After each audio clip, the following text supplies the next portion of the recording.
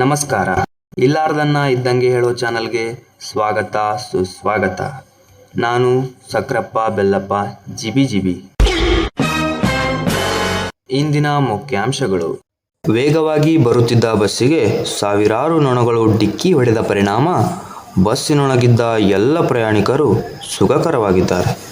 ಗಾಯಾಳುಗೊಂಡ ನೊಣಗಳನ್ನು ಜಿಲ್ಲಾಸ್ಪತ್ರೆಗೆ ಸಾಗಿಸಲಾಗಿದೆ.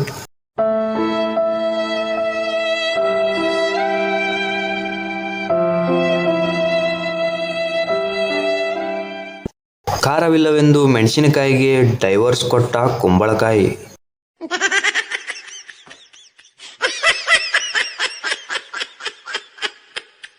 ಅಪರಿಚಿತ ರಾಜ್ಯದ ಸುಡುಗಾಡು ಜಿಲ್ಲೆಯ ಹೆಸರಿಲ್ಲದ ತಾಲೂಕಿನ ನಾಪತ್ತೆ ಗ್ರಾಮದಲ್ಲಿ ಒಂದು ಆನೆಯು ತಾನು ಪ್ರೀತಿಸಿದ ಇರುವೆ ತನ್ನನ್ನು ಮದುವೆಯಾಗಲಿಲ್ಲವೆಂಬ ಕಾರಣಕ್ಕಾಗಿ ನೊಂದು ದಾರದಿಂದ ಕೊರಳು ಬಿಗಿದುಕೊಂಡು ಆತ್ಮಹತ್ಯೆ ಮಾಡಿಕೊಂಡಿದೆ.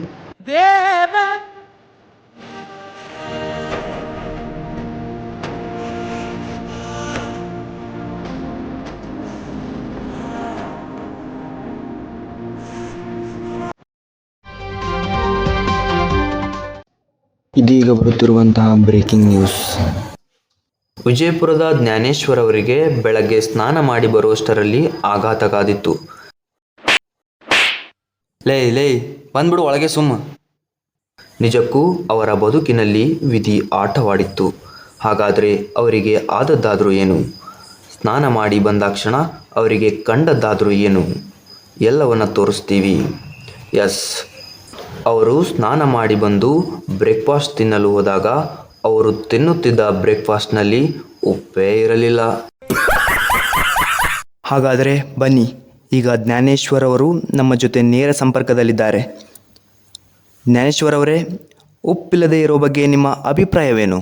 ಸರ್, ನಮ್ಮ ಮನ್ಸು ಒಳ್ಳೇದ್ ಮಾಡಿದ್ರೆ ದೇವರು, ಮತ್ತೆ ಉಪ್ಪೇಕೆ ಏನಂತೀರ? ನಮ್ಮ ಮನ್ಸು ಒಳ್ಳೇದ್ ಮಾಡಿದ್ರೆ ದೇವರು ಏನಂತೀರ?